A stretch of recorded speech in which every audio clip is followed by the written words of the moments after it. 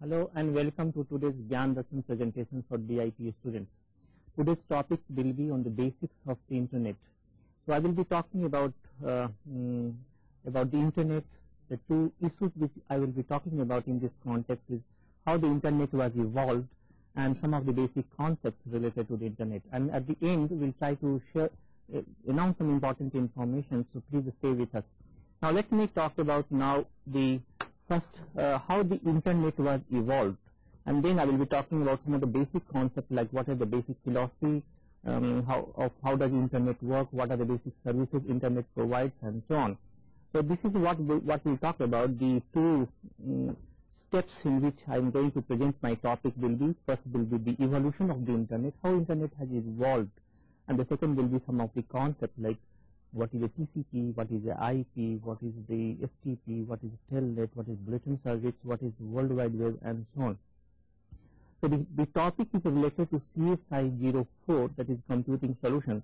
In this course we are talking about number of the tools which are used for the information processing, and internet is one such tool which is used widely today for the information processing and so on. So I will be talking today not from the information processing, but simply what is the internet and how it was evolved.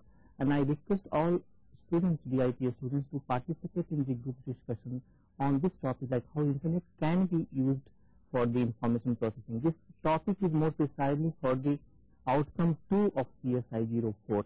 So anyway, let me first present and then we'll try to share some information with you at the end. Now, so basically how the internet was evolved, that is something which we have to start. So look at this slide now, the genesis of the internet, I mean how internet was involved. It was a research project, what we call them the ARPA, or what we call them, this project was funded by the ARPA, the Advanced Research Project Agency. This was a research, the military project which was funded by Department of Defense, USA, Government of USA. The second and the objective of the project was to develop a solution to interconnect LANs and WANs that became known as internet works or the internet. So basically the genesis, how the internet started, it was the project, military project, what we call the ARPA project. It was a military project. Department of Defense had many LANs and WANs and many isolated computers. And prior to the internet working of all these computers and LANs and WANs, all these computers and the LANs worked in a separate, or basically as a separate island now. And the idea was to interconnect all of them so that information can flow seamlessly from one computer to another computer residing into different lands or different parts of the country. These were the basic projects now. And now what was the outcome of the project? The outcome of the project was what we call today, we know that TCP/IP, design of the TCP/IP software. This was the output now.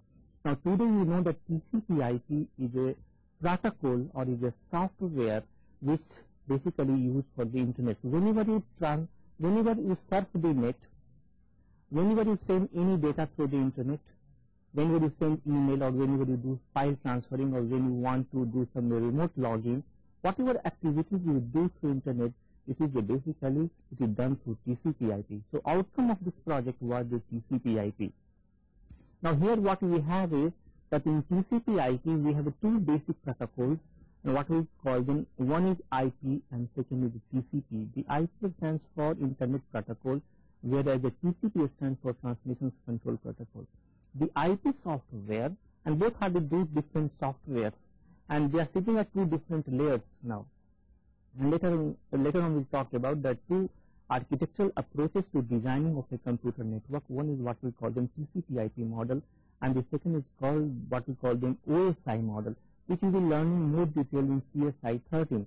Now here is the IP is the basic purpose of the IP software is to move information. So when you send your email or when you send any data, it is the IP software or IP protocol which basically moves your data from one machine to another machine. The no more intelligence is built into it, since its job is to move the data from one to another. Now and on the top you have another protocol, what we call them TCP software, which job is to provide reliability. We'll talk about TCP and IP a little bit more detail, but more discussions will be in what we call them in CSI 13. In fact, we have produced a number of video series on this topic, and request all the students before joining the classes, you must view them now. There is sometimes there is a confusion at the study center or the PLCs or our regional labs that there is separate group discussions from the theoretical counseling. What we have in DIT and ADIT program are only group discussions, no theoretical counseling. So theoretical counseling and the group discussions are basically merged. So once we understand what is the TCP and what is IP, let's talk about the what are other trends which took place, or what are the other new developments which took place around this time, which provided the growth of the internet. To try to understand, the internet from inception was basically followed the open standards.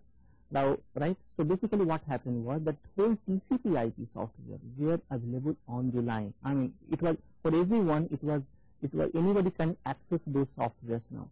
So right from inception, internet aspired to be the open standard technology. So all its documents, like all the complete documentations related to TCP/IP design, was available online. So anybody can download these informations, and so basically idea was that any vendor who wants to connect their product to the internet, they must know how to do it.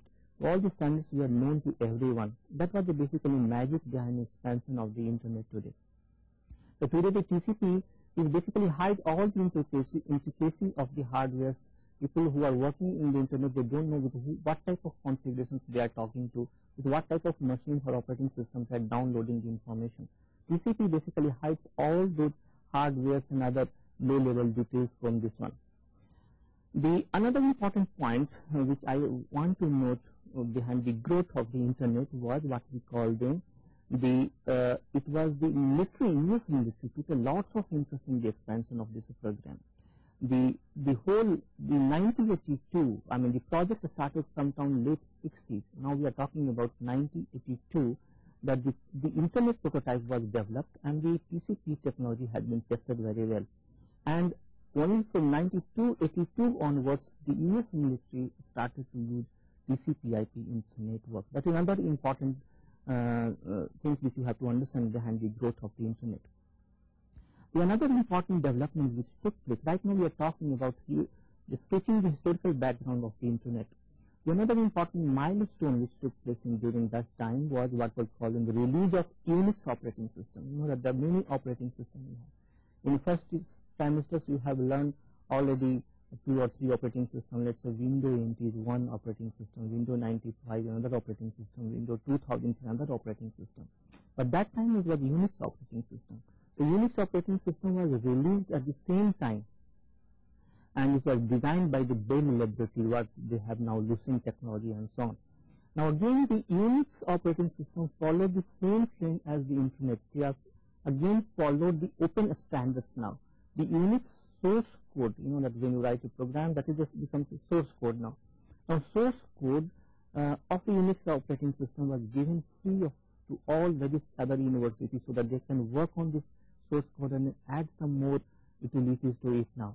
And so that was, so basically many universities were interested in Unix operating system. They got the free Unix source code and they added more value to this one now. And one university did lots of research in this area, was the University of California at Berkeley, and they developed a similar product, what of course they did lots of design into this one, and they are known as, this product is known as BSD, and so BSD Unix and so on. Now what we have is, the point which I am trying to explain to you is that the step which was done, I mean the major step which happened after the Unix came into the market, that the TCP/IP software was bundled with Unix operating system. Now you purchase the Unix operating system, TCP/IP is a part of the whole system. You don't need to purchase a separate Unix, separate TCP/IP. That is the trend today. Most of the operating system today, server-side operating system, they support all the Unix, the TCP/IP programming. So Unix was the first operating system which started shipping the TCP/IP along with its product and so on. So that became very popular now. So people have started using TCP/IP for sending the information among the different machines and through Unix operating system. So the TCP/IP became the important component of the Unix operating system. The another major development after the Unix, the TCP/IP was bundled with Unix operating system, but there were two important things. One was what we call them the Internet Advisory Board was formed. Look at the slide. The Internet Advisory, what we call them IAB. It was formed to guide the development of the Internet. All the research and development which was taking place around the Internet was controlled by this board, Internet Activities Board, they called. And they formed a separate part, many subgroups, many subtask groups, and one of the important subtask group, what they called it Internet Engineering Task Force, IETF, was the primary subgroup which was responsible for all the technical matters now. So now the another department was the IAB was formed, and it formed many other subgroups, and one of the important subgroup was what we call them IETF. Now after that the growth, I think I will call them, this was the major step was done by the NSF. NSF is National Science Foundations, what we have in Academy of Science in India. Now the NSF decided that if ESA wants to become competitive in the world, then all these research laboratories, all these science engineering institutions or researchers, they have to be linked with the network now. So NSF started heavy funding on the expansion of this Internet, and as a result, you see that that time, I think during that time, perhaps in 1983, that time the growth of the Internet or the number of computers which were part of the Internet was just around less than 1,000. You just read as 562, not 1562, 562, and later on it became 1.2 million computers. That happened because of the NSF started, and after that many industries started joining in and started expanding this Internet. That is basically how the Internet started as a project, and then Unix bundling of TCP/IP with Unix. The military took interest, various advisory boards were set up, and finally the NSF started funding the research project for the growth of the Internet. Now this is my first part of the presentations now, that how the Internet was evolved. Now we start with what is the inside the Internet. That's something which you have to understand. Let me remind you that today we are talking about Internet as a tool, and you have to discuss this Internet, how it can be used as an information processing tool. For you just say guidance, like you can discuss in your group discussion, like what is the role of a browser, what is the role of a search engine, what is the role of various other FTP protocol, email, and so on, how they are basically used to help the information processing. This is a topic you have to discuss in your group discussions now. I am simply talking about what is the Internet now.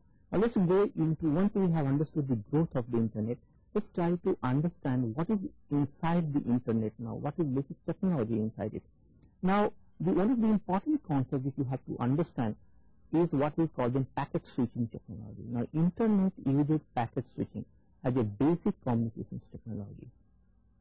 It permits multiple computers to share a single communications channel with minimum delay because it divides each communications into a small packets now. That is the basic technology behind Unix, behind the Internet now. Now let me explain you these terms now. Now what exactly is a packet switching now? Like for example, when you talk to someone on telephone, the basic technology which we use is what we call the circuit switching technology. But in Internet, we cannot use this circuit switching technology. The reason being that we have we have thousands and millions of computers are trying to share the same communications channel. I will explain you the terms sharing a communication channel to understand what is the packet switching and how the packet switching allows to share a communication channel much more efficiently. By communication channel means I could use a satellite as a communication channel. I can use a coaxial cable, I can use a twisted pair. All can be used as a communication channel for sharing the data. For example, if when you have a cable TV at home, so basic communication channel which carry the TV signal from all the broadcasters is the coaxial cable now. Now single cable is shared among large number of the users, right? So that is basically idea. Now what we have, the basic idea behind packet switching is that instead of sending a large information at one go, you try to break your packet or information into a smaller chunks, what we call them the packets, so that there should be minimum delay. If you have a big file, then it might take a lot of delay. But if you send the smaller files or smaller data or smaller packets, then many packets from different users can be accommodated on the same channel by giving different time slices or giving different turns to each user and so on. In fact, what is happening so this technique for sharing is what we call them, sometimes we call them multiplexing now. But the technology is called what we call them packet switching technology. So packet switching is used whenever in the computer network, whether in telephone or telecommunication, we say it is circuit switching now. So the advantage of the packet switching is that even if the computers have a different different speeds, they all can be accommodated through packet switching, and the delay could be minimum and so on. On the same time, the number of packets from the different users can go, and later on at the receiver side they can be assembled accordingly now. So that is the basic idea. For example, when you send your email, if your email is a very big file, then again it will not go your file will go as a one unit, but it will be broken into the smaller chunks, and they call it then packet switching now. So this is the basic. So besides the basic technology on which the internet has been designed, is called packet switching. So TCP/IP supports packet switching. So to understand how does the internet work, you have to understand how does TCP/IP works. So now what we have, so in TCP/IP, what we call them the two components as we discussed. In fact, the new other protocols are there, not only protocol, but all the protocols are known as a TCP/IP suite, because TCP/IP contains in number of protocols now. So now, but most prominent are what we call them TCP/IP. Let's talk about what does IP do. Now, what does it defines how a packet must be formed. Now, I told you that you have to send your data in terms of smaller packets. It is job of IP protocol to decide what should be the size of your packet, what should be the formatting of your packet, right? What should be the first field, what should be the second field, what should be the third field, and so on. And how your router should form a packet to the destination. So router is a device. We'll talk about the router a little bit later. The router is a machine, the very intelligent machine which connects many LANs and WANs and so on. Now, when we say the internet or the internet is basically comprises of number of LANs and WANs, and each LAN is connected to another LAN or is connected to WAN through the router now. It is job of a router to route the packet. We understand the IP protocol. So the packet format is understood by the router, and then the router decides where the packet has to be routed on the next destination. So it defines how a packet must be formed, size of the packet, fields of the packet, meaning of the packet, field of each packet, and so on. Defines the format of the internet packet, which are called IP datagram. So sometimes what we call them IP data, sometimes we call it packet and datagram. Packet and datagram both are same thing now. So they call it IP datagram. Defines the most important thing which we try to understand about the IP protocol is called addressing schemes. They have because you know that you must understand one basic component that in internet each machine which is a part of the internet must have a unique IP address. Now, what should be the IP? What should be the addressing mechanism? Right? Each machine must have an address, and we have millions and millions of machines are connected into the internet. Each machine must have a unique IP address. What should be the size of the IP address? That is again defined by the IP. And we have many different classes. CSI 13 will discuss about, or any other networking classes at later stage we'll discuss now. So they define number of classes, class A, class B, class C, and class D, and they define different addressing mechanisms. With this addressing mechanism, one can find out where in what network your computer is residing, and so on. So again, the IP, apart from deciding the format of a packet and some other details, it also decides the addressing mechanism of your packet. What should be, how many bits should be reserved for this one? You know that lots of changes are taking place in the internet, in the IP. Earlier we have a TCP IP version 4. Now we are moving to TCP IP version 6 because the address range what TCP IP has decided is not sufficient enough to accommodate all the machines now. So in parallel, things are moving towards the TCP IP version 6 now. Now what does TCP do now? The TCP IP provides a way to transfer a packet from its source to destination. IP simply gives the packet, does not do, but does not handle problems like datagram loss or delivery out of order. It provides a reliable way to send data across the internet. What exactly we are talking about? So whether I have to transfer a file and the file contains let's say 20 packets. Now it is not job of the IP to know that whether all the 20 packets have been delivered or not. It's simply whatever packets come to its router to the entry of the router, simply deliver to this one. It does not keep on counting whether all 20 packets of the same file of a particular file have been delivered or not. It is job of the TCP IP protocol to identify or to see that whether all the 20 packets have reached or not. If the packet has to be retransmitted, IP does not know which packet has to be retransmitted.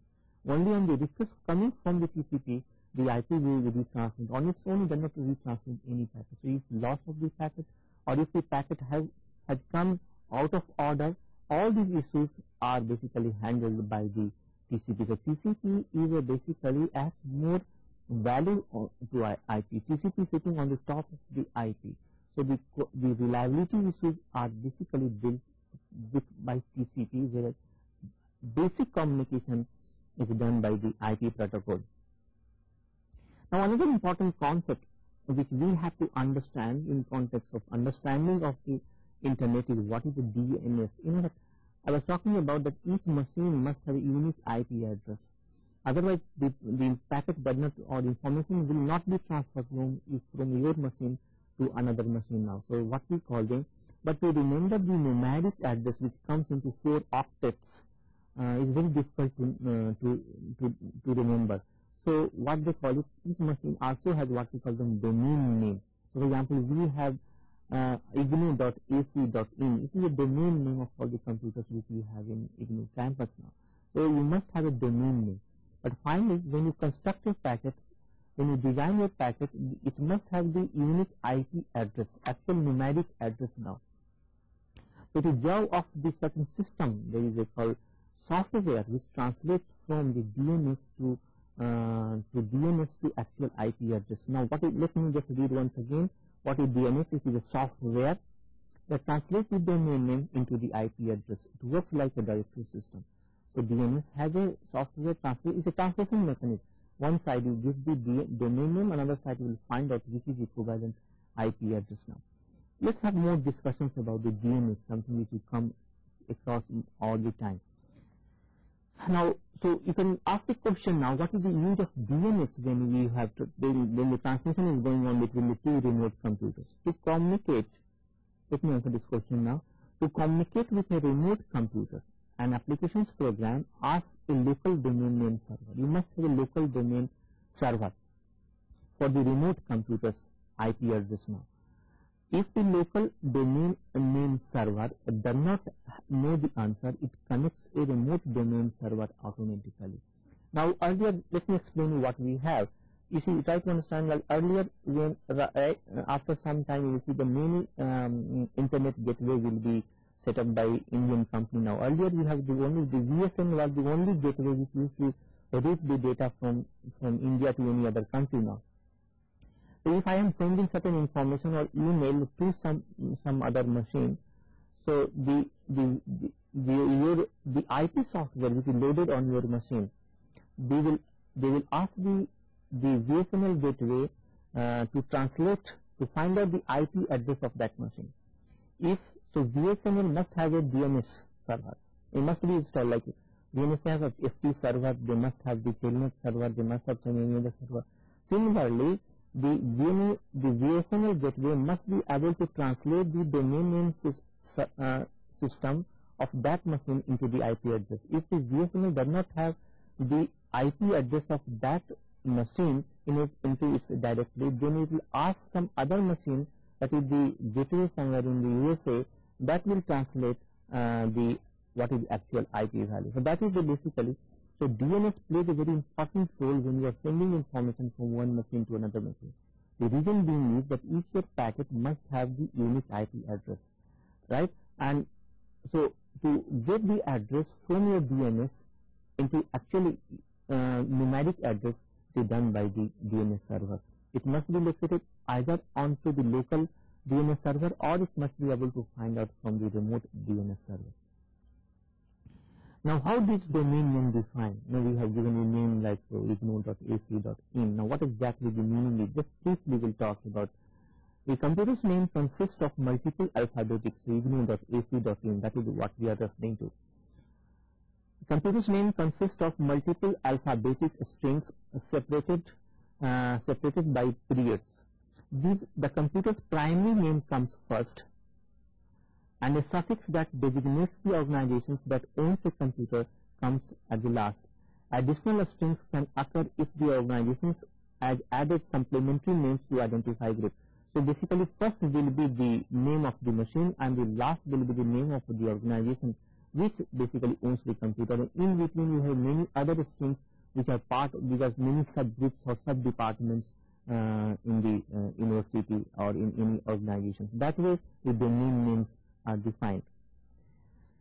Now, the another important thing which you have to understand is, so what we are just talking about, the how does internet work, or what are the basic concepts related to internet. What I explained to you so far, that the TCP/IP is the main program sitting inside the internet, which works on the packet switching technology.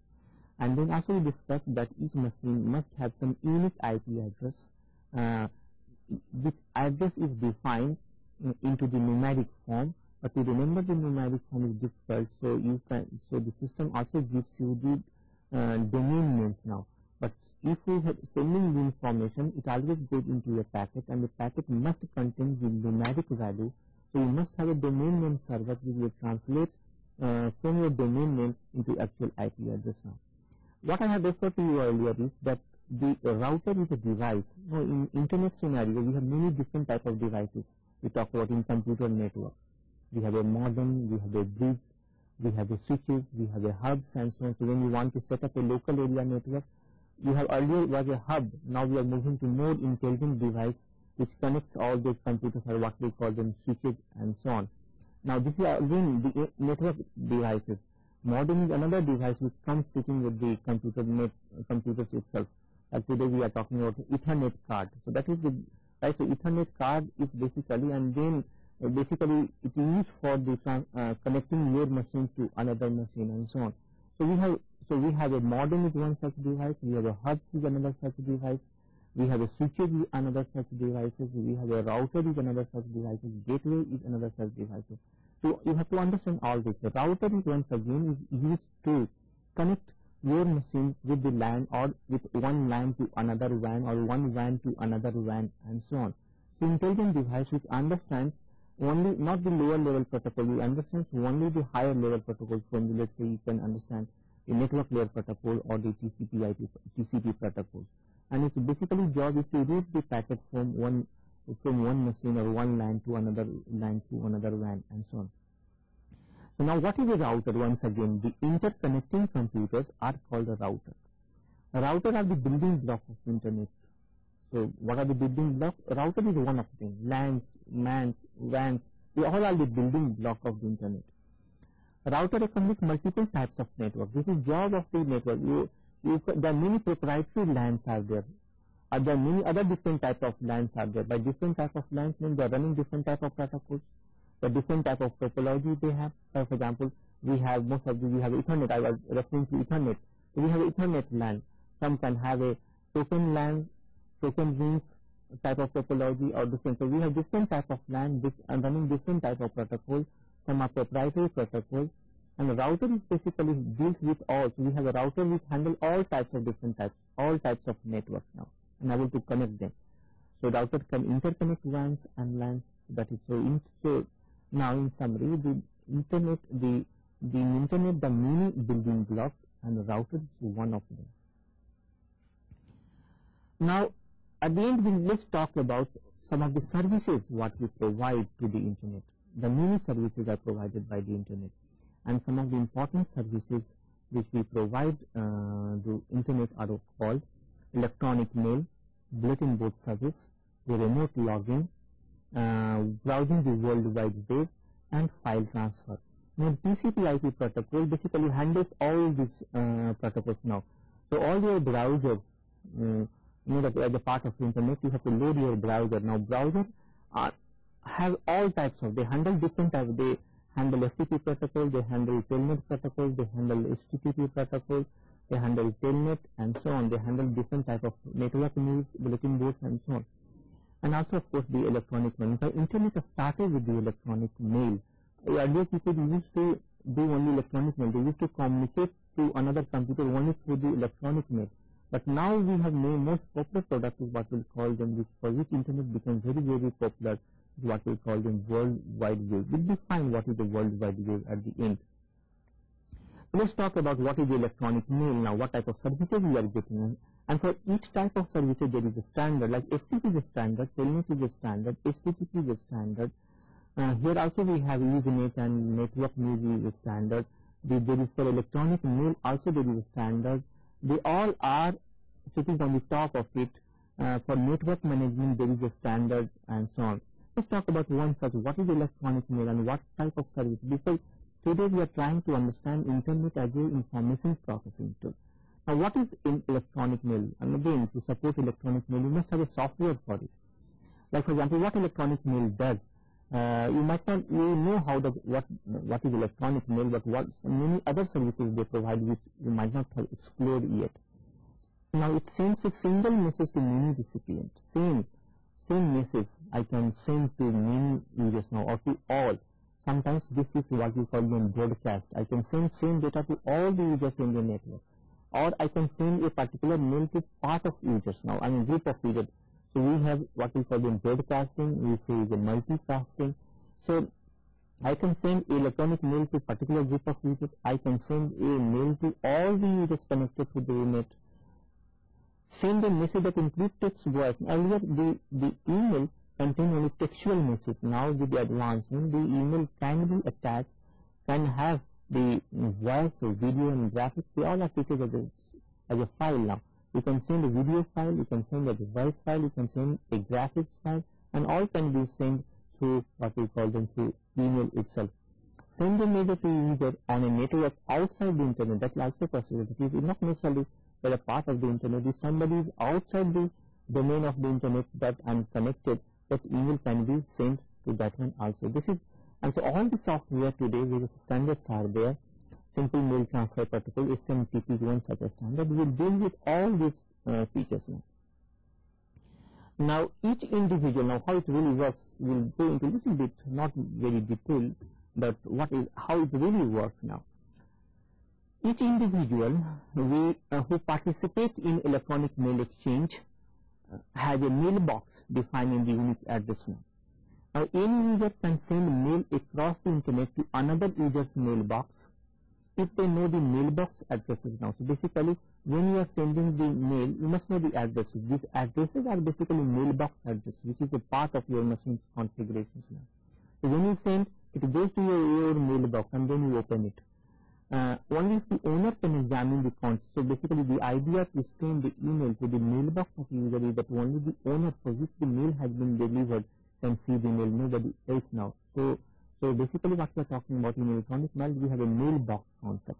So the user will send the data to the mailbox of another user and so on. If a computer connected to internet, so basically a computer connected to the internet must have application software or a program, a standard, that users can send or receive electronic mail. So you must have this software. Your browser must have the email software, and all the browsers support all the software which we have listed earlier as a part of services now. email software allows a user to compose and send a message or to read a message that is right. So basically all those features which we have listed are a part of any email software, and the standard for again today we are talking about the standards now. So there is a standard for this one, and all the standards basically support all these services. Let's go to the another important service for which the network has become, internet has become quite popular, what we call them the bulletin board service now. So what we do in the bulletin board service now, that the electronic bulletin board service allows a person to participate in multiple discussions groups. I can post a topic and many people can join this group now, where each group focuses on a specific topic. That is the basic idea of the bulletin board service. Now what do we have in the bulletin board service now? The bulletin board service allows an individual to select one or more discussions group of the interest. The various interest groups have been formed on particular topic now. You can, and they will post a topic and you basically join on particular day and particular time at particular window, and you can have a discussions forum on this topic. Select one or more discussion group of interest. Periodically check to determine whether new items have appeared in a discussion and if they have raised some or all of them. So basically the idea of the bulletin board, to publish certain news, and so that many can share the news and discuss among themselves. So there are many interest groups have been formed the internet. Somebody can join those interest group and can have a discussion, periodic discussions or the quite frequent discussion on those topics now. So this is another very important service which is quite popular in the internet, what we call the bulletin board service. What else it does? It posts a note to the discussion group for other students, posts a note that responds to an item someone else has written. So all these features are supported into this one. The another important find which has been quite popular now, what we call the FTP, the file transfer. Now I can, if I have to transfer a big file, I can use a file transfer mechanism, what we call the file transfer protocol. This is standard. FTP is a standard now. FTP permits a user, now what FTP does is, it permits a user to transfer a copy of the data file across the internet from one computer to another. If I want to transfer a big file uninterrupted, I can use this mechanism now. When using FTP, a user establishes communications with a remote computer. So it works in a client-server environment now. When using FTP, a user establishes communications with a remote computer and obtains authorizations by sending a login and password. The user can list the files on a remote computer, request a copy of a particular file and send a copy of the local file. So this is basically the idea. The purpose of the file transfer call is to transfer a file from one machine to another machine. This is basically used when you have transferred a very long file. You don't want to get it interrupted in between. You can use a file transfer. This is another important services internet provides now. The another one, which is what we call them, all the services what we have discussed is basically what we call them asynchronous, what we call them not very dynamic type, but the telnet, this service is used for dynamic services now, more interactive. Now what this does is, and most of the companies today who is working on a software project, which is working on a export project, which is taking the project from some other multinational company, they basically work on the telnet. The remote, the machines is located outside the country, and people directly log into that machine and run their program there. Now what we have is the remote login service provides dynamic interactions between a user at one location and a computer at another. It allows the user to run programs on a remote computer. So this is basically the idea. So basically, if I want to have interactivity among the machines, if I want to run some program somewhere else, I can use the remote login facility, or what we call the telnet facility now.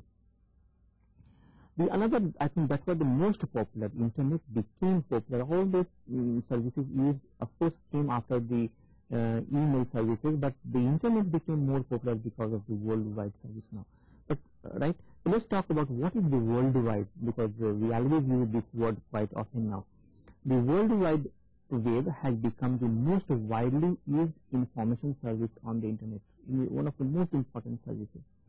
One can think of the worldwide web as a large set of hypermedia documents stored on computers throughout the internet. Basically, when we say the worldwide means that I have a large document scattered all around the different machines. So when you switch over, when you start with one machine, one document, if you want to go to another document, if you link with this one, you click this one, it will reach to another document that is lying on another machine, and so on. So this is called, and earlier this was mainly of the textual. Now the various multimedia components have been hypermedia means what we call them, that the text with audio, video, all components have been combined together, and that is called the World Wide Web. And the protocol which is used for web surfing is what we call the HTTP protocol. So we are talking about, again we'll talk about different architectural models, but the protocol for the surfing, browsing the World Wide Web is called the HTTP. So whenever I want to find out any data, I have to use the HTTP protocol. They all are basically called applications layer protocols. The browser is a computer program. Now what browser? You must have, when you are connecting to the internet, your machine must be connected to the this one. Now browser is a computer program used to access the World Wide Web. Browsers offers point and click interface that allows the user to access information using a mouse. I click the mouse, then I will get to another information. After the browser displays a particular multimedia document, the user double clicks on one of the embedded menu items to request the browser to open and display a new document. So this is what, so basically, let me just quickly summarize now what we have discussed the internet and as a part of the internet. We just gave you the evolution of the internet and also explain various important concepts related to how the internet works now. What is the internet? Basically, we explained to you that it's basically global information infrastructure, which contains number of LANs and WANs, and each one is connected to a device what we call the router. But apart from router, there are many other devices in the network. But the most prominent technology in the internet is called, or the software is called the TCP/IP software. And all the software which we have listed right now, FTP, Telnet, remote login, email, network management software, and many other new services are being added from time to time. They all are designed around the TCP/IP. Whatever new system you add to the internet, TCP/IP takes control. As a user or as a user, you are not basically concerned.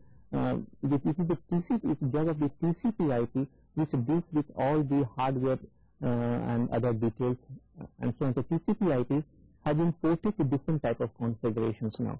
Today, now when the ATM came, now the TCP/IP has been ported to the ATM type of environment. So there was a software called TCP/IP over ATM and so on.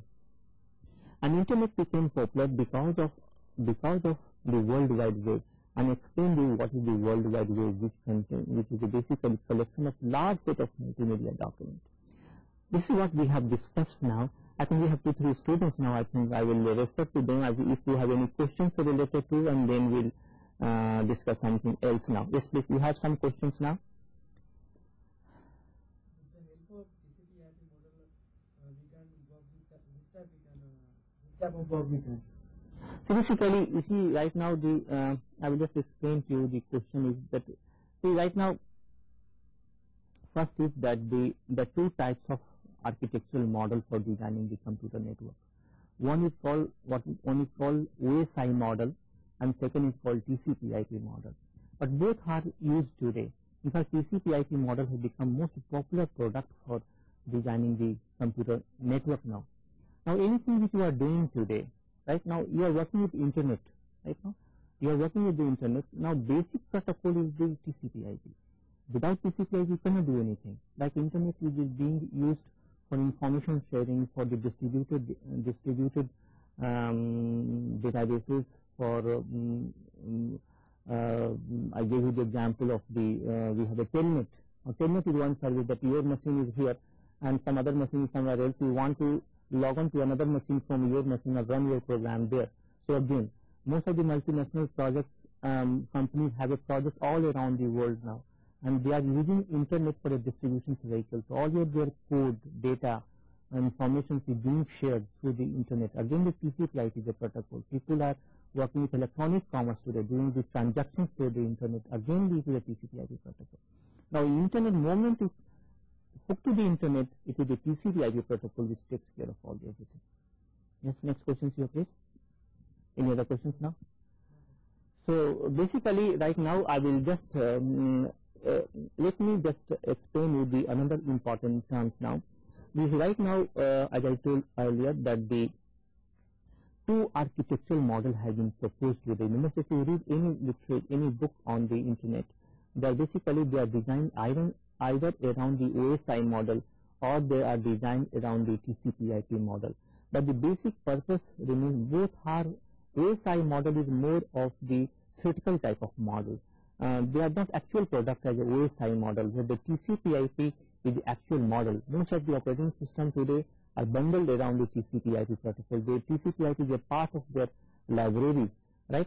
So, and the basic the guidelines for designing the TCP/IP model based network or the OSI or based model is that we design a network in terms of number of layers now. And for each layer there is a standard have been defined.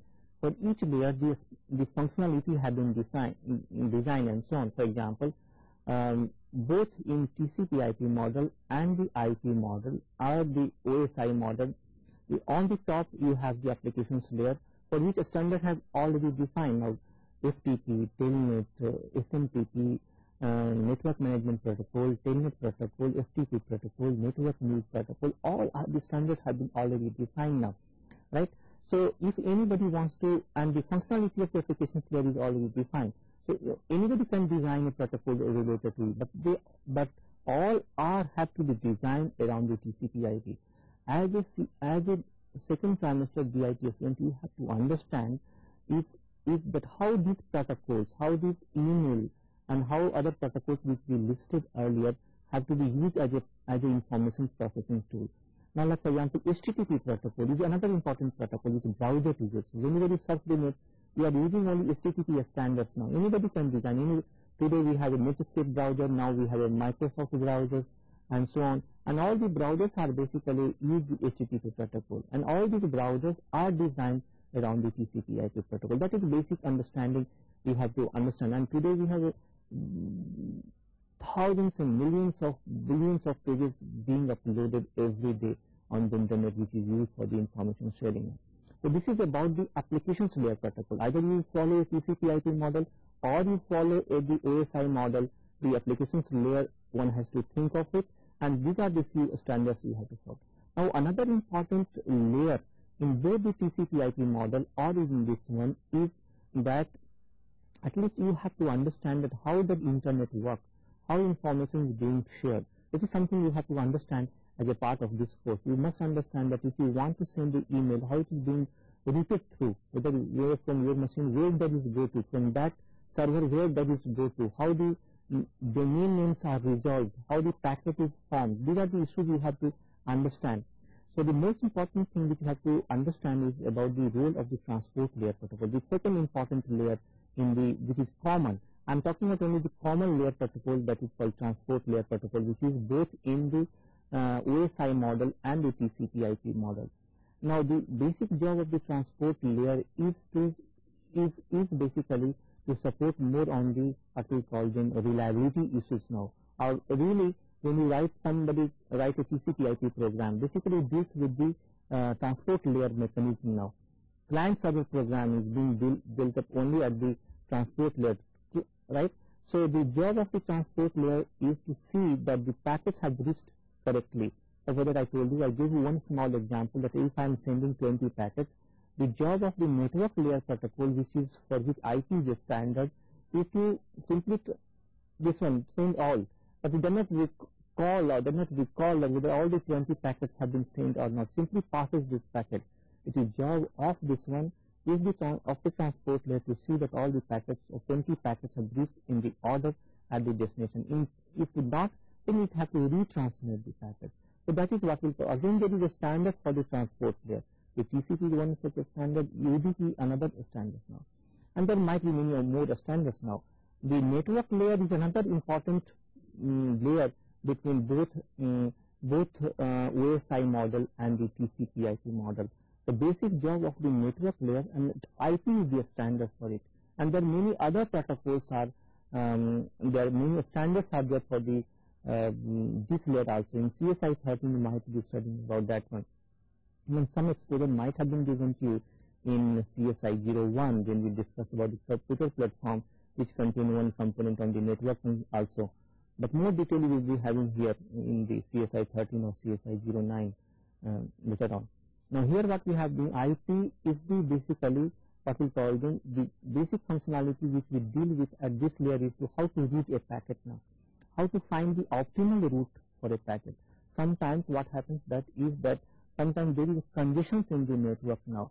It is job of the IP to find out the route which is not congested, and the various different type of algorithms have been designed to find out the route. The another important thing which is common between two is what we call them. So these three are most important now. Then it comes to the layer like we have a data link layer, we have a MAC layer, then we have a physical layer and so on. So this way the whole thing. What other topic which we have to understand, which again we will not talking about, is that we have the other two, three concepts are very much important for you to understand, because I was talking about the packet switching now. Now here what happens is how the sharing of the channel is done. That's something you have to understand. Like various techniques are existing today for sharing the communications channel, and what we call them, sometimes we call the static way, a static approach for sharing the communications channel, and sometimes we call it dynamic approach for sharing the channel now. Here in computers we are talking about more on the dynamic side now. Like for example, let's say we talk about like what exactly it is. Like for example, like take example of the Ethernet now, or take example of some protocol which supports the Ethernet type of technology like CSMA CD protocol. They follow dynamic approach. I mean anybody can access the channel anytime they want, but before this one you have to sense whether the channel is free or not. That's the only thing. Not that this time you have to share your data, or this time you have to, this time slot you have to send the data. It's called dynamic now. If you follow the token ring, again, moment you hold a token, anybody can acquire a token. But unless you acquire a token, you cannot send the data. But anybody one can attempt to acquire a token. Once you have a token, you can send your data. So this is what we call dynamic approach for sharing the communications channel now. But the type of technique which you use for sharing the communications channel, now that is sharing is very much important. The cost becomes very, very less.